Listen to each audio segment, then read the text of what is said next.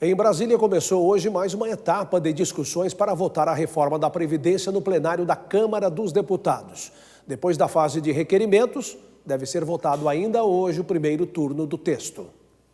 A Câmara dos Deputados deu início à análise da reforma da Previdência um pouco mais tarde do que o previsto.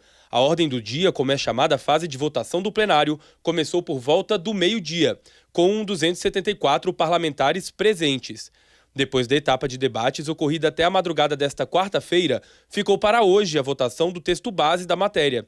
Os trâmites foram explicados pelo presidente da Casa, deputado Rodrigo Maia. Vamos abrir, vai ter alguns requerimentos de encerramento de discussão, de retirada de pauta.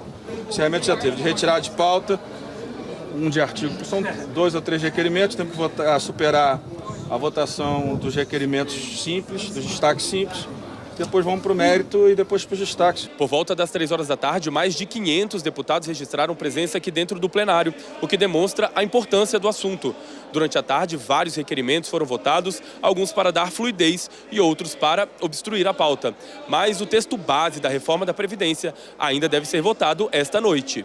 Mas até que isso ocorra, os deputados usaram o tempo de fala durante toda a tarde para polarizar os discursos sobre a reforma. As contas são essas: 850 bilhões de reais que quer se arrancar do mais pobre, da empregada doméstica, do trabalhador da construção civil, da professora, esticando o tempo de serviço, tirando do abono salarial. É daí que vai sair o dinheiro. Nós podemos pensar numa alternativa razoável, nós vamos pensar e vamos debater uma reforma tributária, vamos diminuir a tributação no consumo, pensar em tributar mais a renda e o patrimônio, fazer com que o nosso sistema seja mais justo. Mas vamos fazer com um debate honesto e não com demagogia barata para falar eu sou defensor dos mais pobres e quem está contra mim não é.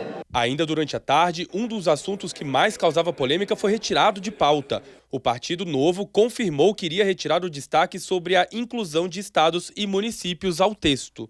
Decidimos por retirar neste momento a reinclusão de estados e municípios na reforma da Previdência, que aliás contou com a assinatura de dezenas de colegas deputados a quem nós agradecemos.